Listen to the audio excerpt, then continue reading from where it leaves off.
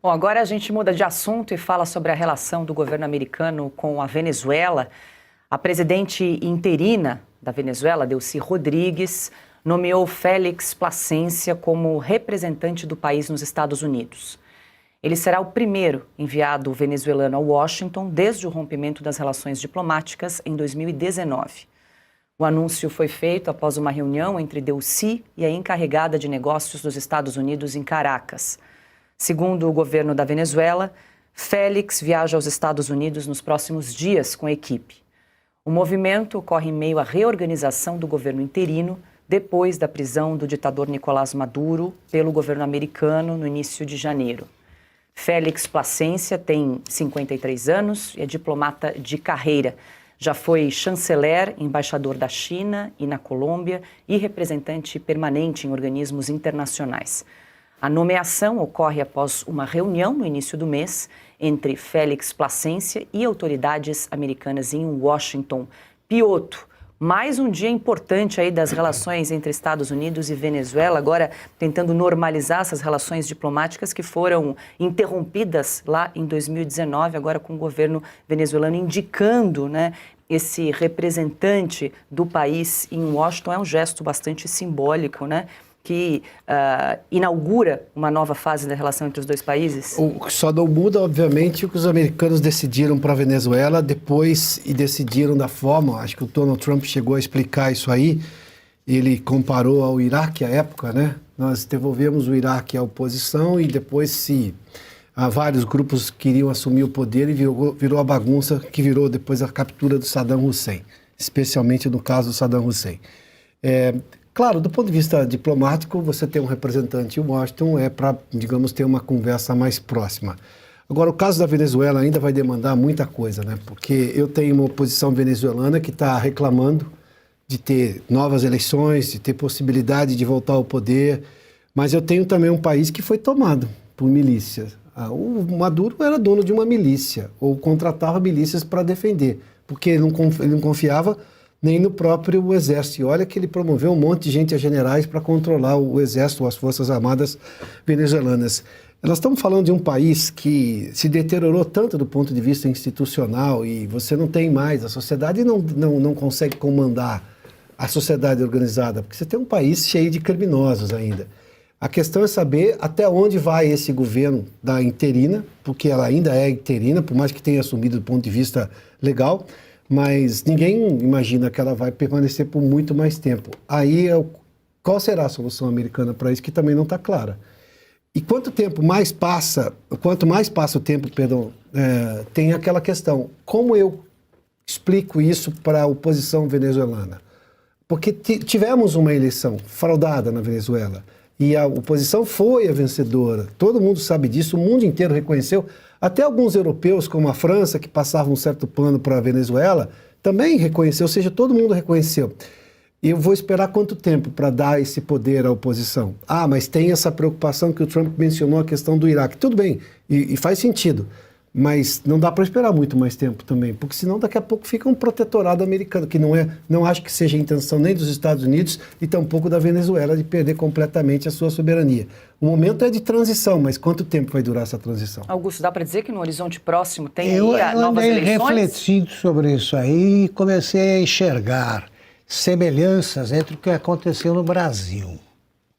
No Brasil, isso a partir da anistia, foi concedida, foi ontem, A anistia, eu me lembrei que a anistia de 79, ela foi decretada pelo presidente Figueiredo, em 79. Nós só tivemos eleições diretas, o processo, portanto, só foi concluído em 89, 10 anos depois, com a eleição vencida pelo Collor. 10 anos. Eu não me lembrava que o tempo foi tão extenso. Vamos lá. Eu acho que estão seguindo um cronograma fixado em conversas entre o presidente dos Estados Unidos e negociadores, até um grupo de negociadores que certamente envolveu também gente ligada ao Maduro. Que veja só, se Essa anistia que alcança os políticos de 1990 e militares de 1999 é o ano em que o Chávez foi eleito legitimamente, eleito presidente. Ele ainda não tinha tomado nenhuma medida autoritária, ditatorial, não.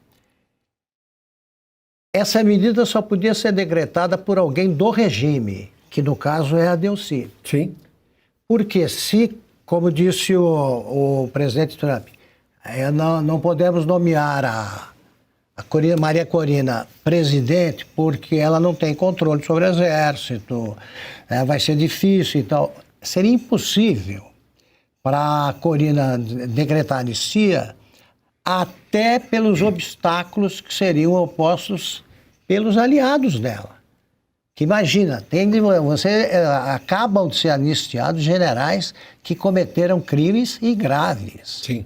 Era uma ditadura, claro que era, pois libertaram, acabaram com a prisão onde ficavam os presos políticos mais perigosos. Eles próprios reconheceram. Agora, eu acho que as próximas etapas, e estou com você, não pode demorar muito, mas as próximas etapas são volta todo mundo foi anistiado. Sim. A anistia é ampla, geral e irrestrita ali. Voltam os exilados e aí você convoca eleições. Quem ganha as eleições governa. Espero que isso não dure 10 anos. Mas me parece esse o caminho que eles viram, porque a Ana pode falar melhor sobre isso. Trocamos algumas ideias hoje rapidamente. Era o único caminho que faria com que a Venezuela contornasse o que eu achava inevitável, a guerra civil. Eu não sei se o povo vai ter paciência para esperar muito tempo. Também espero, repito, que isso não demore tanto, mas não podia ser um caminho rápido. Não podia. Porque você tem generais Sim. que foram corrompidos pelo Chávez e depois pelo Maduro, com a distribuição de nacos, né, de fatias da petroleira lá deles. Por isso eu acho também que o Trump já foi logo avisando que isso passaria ao controle dos americanos. É uma maneira de você isolar o pessoal que vivia disso. Ó, você não é mais presidente, você não controla mais o departamento de distribuição da Petrobras lá deles. É mais ou menos isso que eu penso e que foi a maneira de encontrada por eles. Quem tinha que decretar essa anistia só poderia ser alguém do regime. Pois eu também quero ouvir a Ana dessa troca de figurinhas aí, de vocês fora do ar. Diga, Ana. Alguns pontos, Paula. Eu acho que é um institucional em curso e tem muita gente, por incrível que pareça, né? Aquela turma que precisa criticar Donald Trump de um jeito ou de outro. Muita gente agora dizendo não, mas agora Donald Trump, que com essa diplomacia, bom, alguns pontos. O nome do Plascencia é um nome que sinaliza sobrevivência política e sinaliza também que o centro decisório agora é Washington. Vou nomear alguém com 3 décadas de carreira na diplomacia para dizer a Washington: queremos sim conversar. Até porque o Donald Trump, ele aplica muito o slogan, né, de Ronald Reagan, que a gente sempre fala aqui, paz através da força, e o Trump, ele sempre fala que a ordem precede o consenso. Então, ele primeiro colocou ordem e agora ele decide conversar. Então, existe um rearranjo na América Latina, e aí fica o questionamento que o Augusto pontuou de maneira brilhante. O Brasil, como o Brasil vai ficar nesse rearranjo, né, nesse realinhamento? porque a Venezuela, que era talvez o principal problema da América Latina, principalmente porque financiava a China, mandava 70% do petróleo para a China e Rússia e Irã e todos os laços que nós sabemos, agora está sob controle dos Estados Unidos. Estados Unidos agora entra com uma ação e um acordo com a Índia, por exemplo, para que a Índia compre petróleo da Venezuela e não da Rússia, ou seja, ele não só, Donald Trump, ele começa a isolar a China, mas também a Rússia no hemisfério ocidental. O ponto da anistia que o Augusto trouxe também é fundamental, porque sinaliza indiretamente para Washington, veja, Venezuela, que era um regime absolutamente totalitário e um país que estava sendo comandado por um ditador que fraudou eleições, agora fala em anistia a presos desde 1999. E o Brasil, que é considerado uma democracia e uma república saudável aos olhos do mundo. Então, isso acaba colocando pressão no Brasil também. E, para finalizar, Paula, esse termômetro de estabilidade, ele, ao mesmo tempo que hoje ele mostra uma temperatura amena, a qualquer momento pode subir essa temperatura, por isso que Donald Trump ele vem falando muito nas redes sociais nos últimos 3, 4 dias, basicamente todas as declarações em relação ao hemisfério ocidental, agora ele fala o nome Cuba, Cuba, Cuba, Cuba. Sabemos que Cuba fazia a proteção do ex-ditador Nicolás Maduro, e agora parece que o caminho vai ser para, não sei se é mudança de regime, captura, isso aí ninguém sabe, mas Donald Trump, assim como o secretário de Estado Marco Rubio, eles vêm mencionando bastante o nome de Cuba e falando da ditadura e que as Américas precisam estar estabilizadas e que para isso Cuba precisa mudar o regime.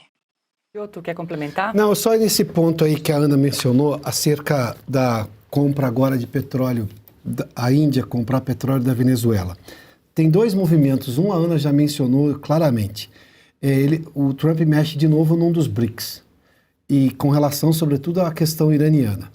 Mas mais que isso, ele sabe que se ele não trouxer prosperidade econômica para a Venezuela, que é um estado desmontado, derrubado, se você não trouxer alguma lógica de futuro econômico para a Venezuela, que foi uma das nações, do ponto de vista de renda per capita, das melhores que nós tivemos recentemente aqui na América Latina, você não consegue sair desse estado, porque o estado que nós tínhamos era uma ditadura, uma repressão, a se alimentar a fatia de cima do governo, pouco importa a população, tanto que vivia na pobreza e vivia desesperada para fugir de lá.